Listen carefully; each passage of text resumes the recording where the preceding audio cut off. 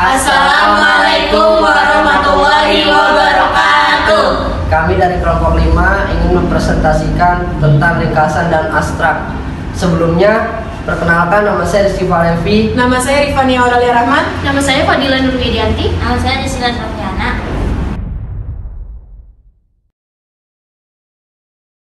Kata ringkasan sudah tidak asing lagi untuk didengar. Mulai dari tugas sekolah yang diperintahkan untuk meringkas, sampai ketika memahami masalah apapun kita butuh penjelasan tentang ringkasan.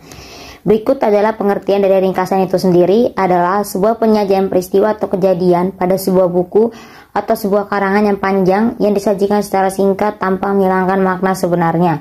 Menurut Keraf, ahli ternama Indonesia, ringkasan adalah suatu cara yang efektif untuk menyajikan karangan yang panjang dalam bentuk singkat. Berikutnya ada tujuan dan manfaat dari ringkasan. Tujuan dari ringkasan yaitu dapat membantu seseorang dalam memahami serta mengetahui isi sebuah buku atau karangan. Manfaat dari ringkasan itu sendiri adalah cara yang mudah untuk membantu kita dalam mengingat dan menghafal isi dalam sebuah buku atau uraian yang sangat panjang. Berikutnya adalah ciri-ciri dari ringkasan. Yang pertama adalah pengungkapan kembali suatu karangan dalam bentuk yang singkat dan padat. Yang kedua, memproduksi kembali apa yang diungkapkan pengarang dalam tulisannya. Yang ketiga, mempertahankan urutan ide-ide pokok saat menyusun ringkasan. Yang keempat, susunan ringkasan, sudut pandang dan isinya mengikuti karangan asli.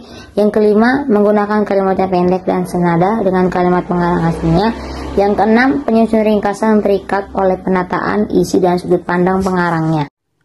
Bentuk-bentuk ringkasan terdiri menjadi 3 bagian.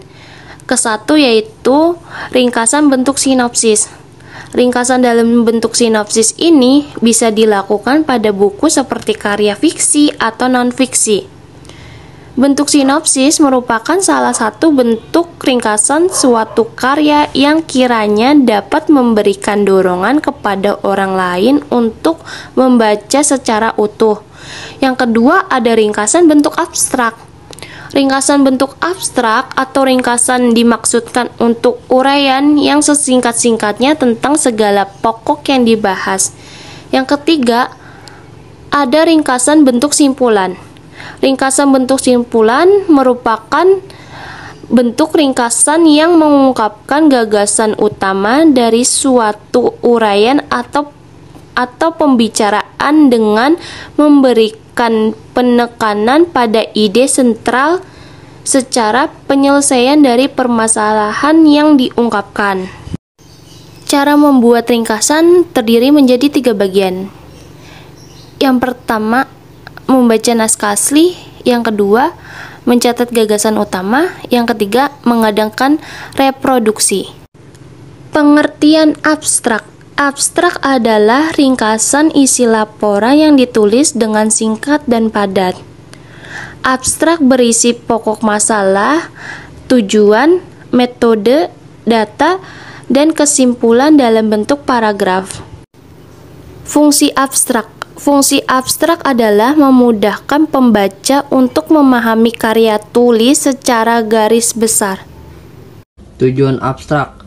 Yang pertama, tujuan dari adanya abstrak adalah untuk mempermudah para pembaca mengetahui inti atau esensi yang ada di dalam sebuah karya tulis ilmiah. Adanya abstrak juga bisa menjadi pertimbangan para pembaca untuk lanjut membaca sebuah karya tulis ilmiah atau tidak. Yang kedua, abstrak juga bisa dijadikan suatu pedoman bagi para pembaca dalam membaca sebuah karya tulis ilmiah. Hal ini karena dalam abstrak terdapat rincian informasi, analisis, serta argumen dari penulis karya tulis ilmiah tersebut.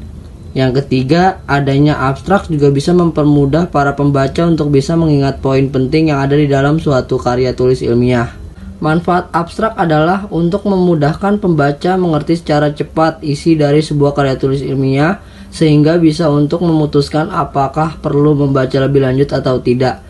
Melalui abstrak ini juga bisa mengetahui kata kunci utama yang dibahas. Ciri-ciri abstrak adalah yang pertama merupakan uraian ringkas, cermat, dan menyeluruh yang mewakili keseluruhan isi judul.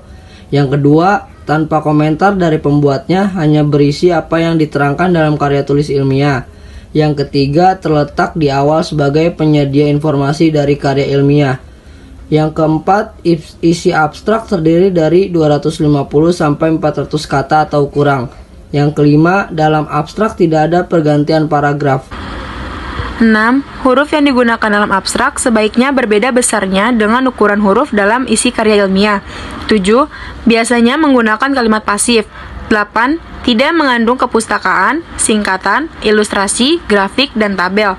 9. Di bawah abstrak tercantum kata kunci sebanyak 3 hingga 10 kata yang digunakan untuk mengindeks karya ilmiah. Selanjutnya ada jenis-jenis abstrak. Jenis abstrak dibagi menjadi 2 bagian. Yang pertama ada abstrak indikatif. Abstrak indikatif adalah abstrak yang menyajikan uraian secara singkat mengenai masalah yang terkandung dalam laporan atau karya ilmiah.